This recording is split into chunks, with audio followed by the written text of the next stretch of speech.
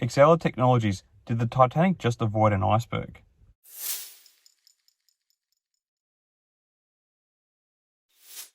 Hi again everyone, I hope you're all doing really well. So XELA Technologies, ticker symbol XELA, seems to have come up with an 11th hour lifeline and has had a big day on the market.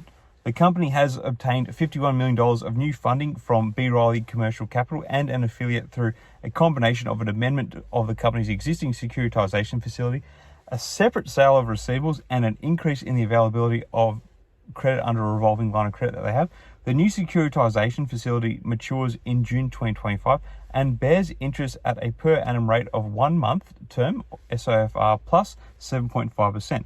The funds will be used for general corporate purposes, debt obligations, and transaction expenses. Additionally, the company has purchased $13.4 million of 2023 unsecured notes as part of its capital deployment strategy, resulting in a reduction of 2023 maturities on a consolidated basis of $42.4 million. So this has gone some way to tidy up their books. Now, there are several implications of this new credit arrangement for the company. Firstly, it improves the company with additional liquidity, which can help the company pursue growth opportunities, meet its financial obligations, and invest in its core business areas. Secondly, the refinancing of its existing term loan and reduction in the outstanding term loan balance can help the company reduce its debt burden and improve its financial flexibility, and we all know it needs to do that.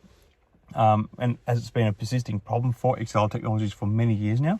Lastly, the reduction in 2023 maturities on a consolidated basis by $42.4 million can improve the company's balance sheet and financial position as it reduces the amount of debt that is due in the near term.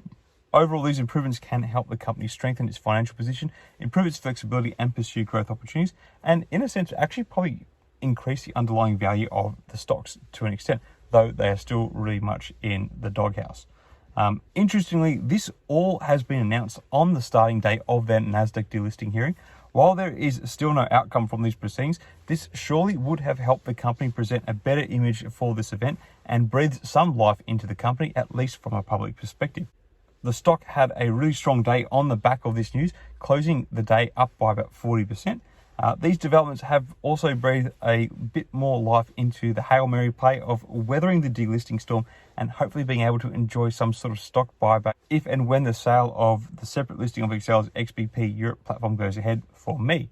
Again, that's a very high risk play and I would not recommend it to anyone, but it's kind of a longer term play that I've seen in the stock and I think could potentially bring a higher return, but it is very much a bit of a gamble on my behalf, so I wouldn't recommend. This isn't the soundest company in the world, but there is great potential, I think, if this goes ahead.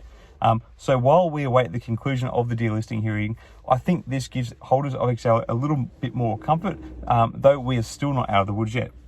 Anyway, what do you all think? Will this capital restructure have any bearing on the potential delisting of the company, or is it a sealed deal given how poorly the stock price has been performing? Let me know your thoughts down in the comments below. Until next, everyone, may the markets trade in your favour. Cheers.